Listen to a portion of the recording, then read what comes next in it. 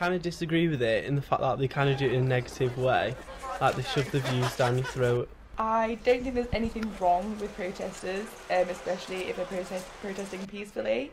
At the end of the day, they're only expressing their views.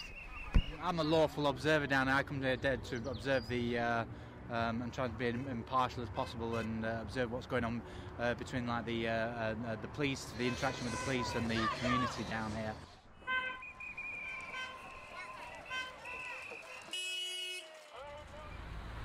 There needs to be accountability in the police force, civilians coming in to investigate these crimes that are being committed in the name of eye gas and this totally unlawful activity that they call fracking, which is just going to damage the environment. The people down here are peacefully trying to object, which is their human right under Articles 10 and 11 of the European Convention on Human Rights. They have got a right to protest down here, and the police should be down here helping them and not abusing and mistreating them.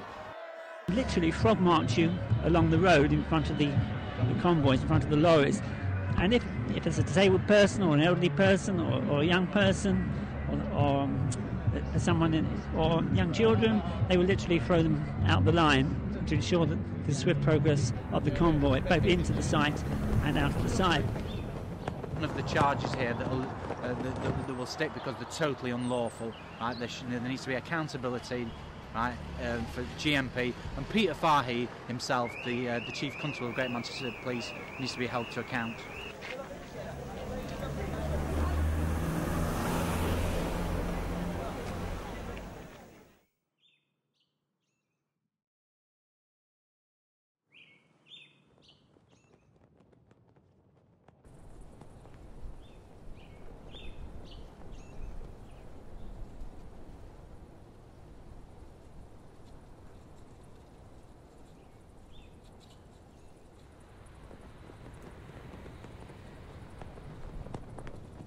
They're all on to themselves. They've got no plans to deal with the waste, the methane in the water, the radioactivity in the water.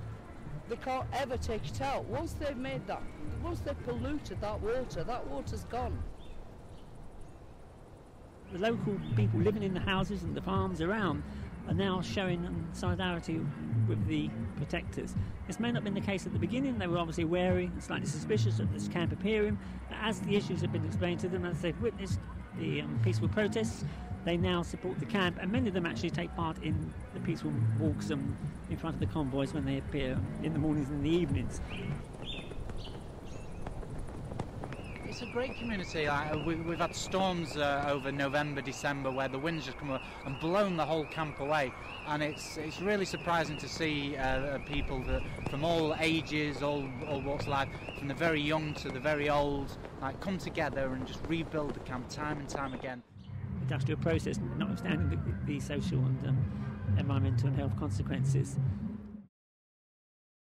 I'd like to emphasise that their main focus is on peaceful protest, and this cannot be emphasised enough. I've been coming now for about 6 weeks, and I have literally never heard anybody say a bad word about anybody else. The people here are absolutely beautiful. Fantastic community. We've got kitchens and toilets, and everybody's welcome, and everybody's equal here. Everybody's the same.